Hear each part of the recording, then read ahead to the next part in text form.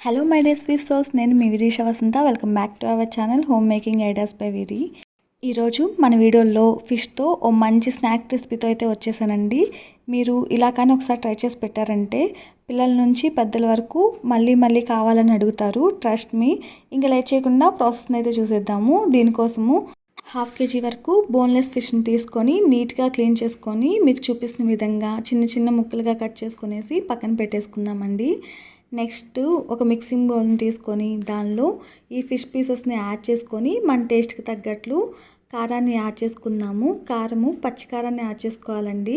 అలానే మన టేస్ట్కి తగ్గట్లు సాల్ట్ను, 1/2 స్పూన్ వరకు పసుపును, 1 స్పూన్ వరకు అల్లం వెల్లుల్లి పేస్ట్ మరియు 1 స్పూన్ వరకు ధనియా పౌడర్ని యాడ్ చేసి ముక్కలన్నిటికీ పట్టేలాగా బాగా మిక్స్ చేసుకోవాలి. నెక్స్ట్ దానిలోనే 2 స్పూన్స్ వరిపిండిని, 2 స్పూన్స్ మైదా, అలాగే 2 స్పూన్స్ కార్న్ఫ్లవర్ని కూడా యాడ్ చేసుకుందాము. అలానే ఈ ఫిష్ పీసెస్కు మంచి ఫ్లేవర్ రావడం కోసము 1/2 స్పూన్ వరకు మిరియాల పొడిని, అలానే 1/2 స్పూన్ వరకు గరం మసాలాను యాడ్ చేసుకొని ముక్కలన్నిటికీ పట్టేలాగా బాగా కలుపుకోవాలి.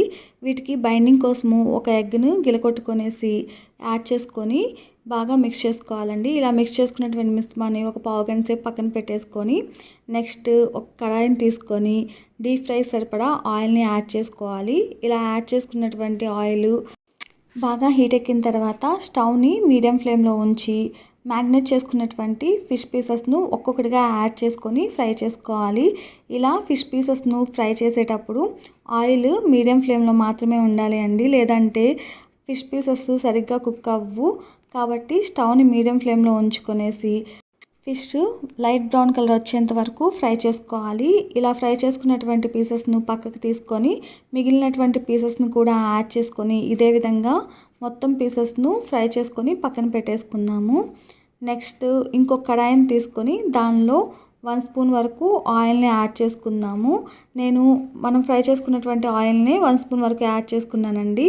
ఈ ఆయిల్ కొంచెం హీట్ ఎక్కిన తర్వాత సన్నగా కట్ చేసుకున్నటువంటి అల్లం వెల్లుల్లిని కూడా ఒక్కొక్క స్పూన్ చొప్పున యాడ్ చేసుకొని అవి ఫ్రై అయిన తర్వాత కరివేపాకుని, అలాగే సన్నగా కట్ చేసుకున్నటువంటి గ్రీన్ చిల్లీని కూడా యాడ్ చేసుకొని ఒక 1 మినిట్ పాటు హై ఫ్లేమ్లో కుక్ చేసుకోవాలి.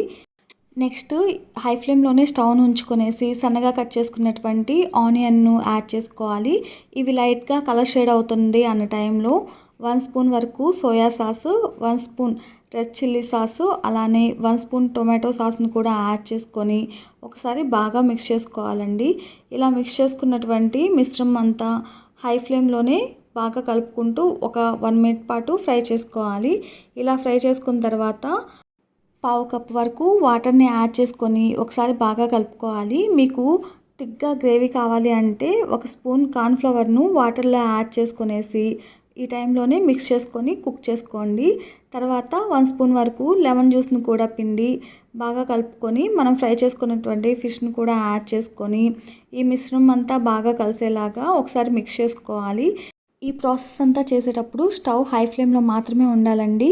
ఇలా హై ఫ్లేమ్లో ఉంచి బాగా కలుపుకున్న తర్వాత ఫైనల్గా కొత్తిమీరని యాడ్ చేసి స్టవ్ టర్న్ ఆఫ్ చేసేసుకోవడమే. ఇలా వేడివేడిగా ఆనియన్ అలాగే సాస్తో పిల్లలకి ఇచ్చినట్లయితే ఇంకా బయట ఫుడ్ కావాలి అని అస్సలు అడగరు. Trust me. ఇలాంటి టేస్టీ అండ్ సింపుల్ రెసిపీస్ కోసం మన ఛానల్ని ఇంకా సబ్స్క్రైబ్ చేసుకోకపోతే సబ్స్క్రైబ్ చేసుకొని తప్పకుండా ఫాలో చేయండి.